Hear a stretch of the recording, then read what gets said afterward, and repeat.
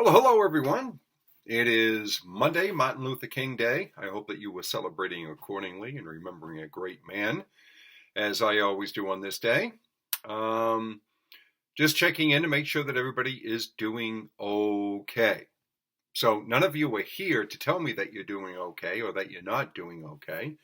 So, that reminds me about checking in and reaching out. I know that some of you had some issues with a few things and a little bit of glitches, technology, and such along the way, and we were able to get those straightened out right away, which is good because we don't want people having issues that they cannot correct with or without my assistance. So, with that, remember, you can email, you can text, you can call, whatever it is that works for you to make sure that you're getting your needs addressed in the class. So I'm just going to use these periodic videos. This one's going to be very short. When I see something, hear something, watch something that might be of interest to you, and for anybody in here who has Netflix, a series that I would highly recommend, and it's only 4, and I think they're approximately an hour each, 4 particular sections in this series, called The Night Stalker. And it talks about the serial killer Richard Ramirez in California between LA and San Francisco between 1984 and 1985. So I watched it and I was very impressed because it's really presented as a documentary, and it has all the lead detectives that worked on the case explaining the case from beginning to end. So that's why I like it.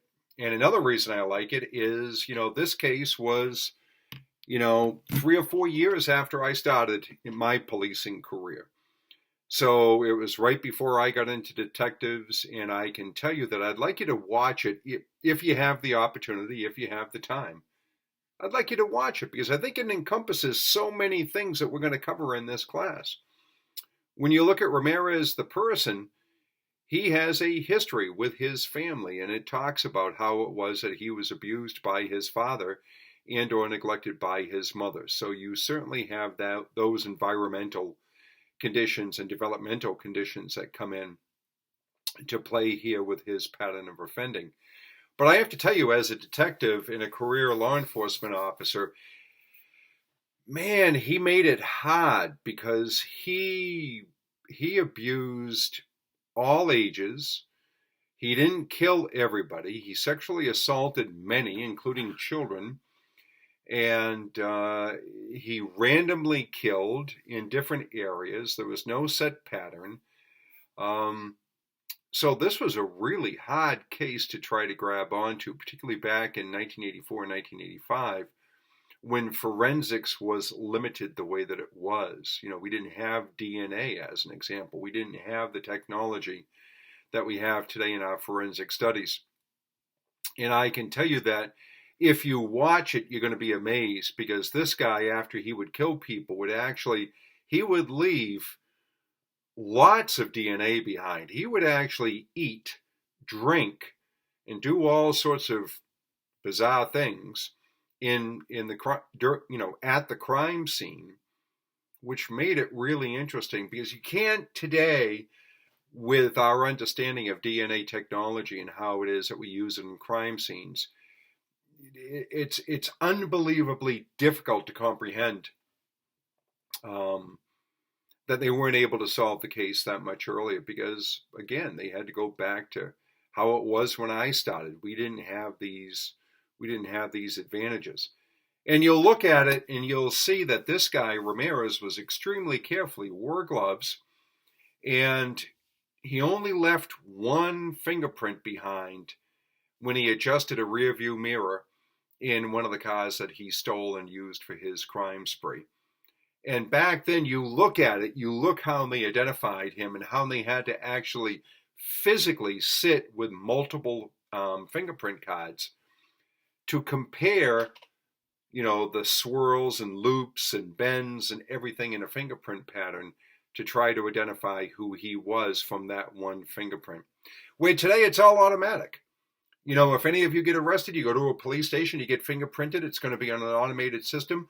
That automated system is directly connected with the FBI central depository for all fingerprints, past, present, in the country. And it's immediately going to compare to see if there's any warrants or warrants for the person that possesses those fingerprints. That was not how it was back in the day. So again, whole lot about looking at it. Politics are involved. Jurisdictions are involved. Turf issues are involved. All these things that I'm extremely familiar with, particularly when it comes to law enforcement, are really well represented in this case. So again, it's Netflix, it's Night Stalker, it's 4 sections, approximately an hour per section. Fantastic. I highly recommend it. And it really gets into the nature versus nurture. And what I want you to do is, if you get a chance to watch it, you'll see right at the end of the series, Ramirez actually consented to some interviews. And he talks about, was he born good or bad? Interesting brief insight into how he identified the nature versus nurture argument in his particular case. So with that, just a reminder, don't forget office hours, if I don't forget, are going to be Wednesday night from 6 to 7. We'll be getting together on Thursday at 3:30 for our class. And as you have found, I'll be posting the class as soon as it comes up. I'll be posting it in an announcement within a couple of hours after the class.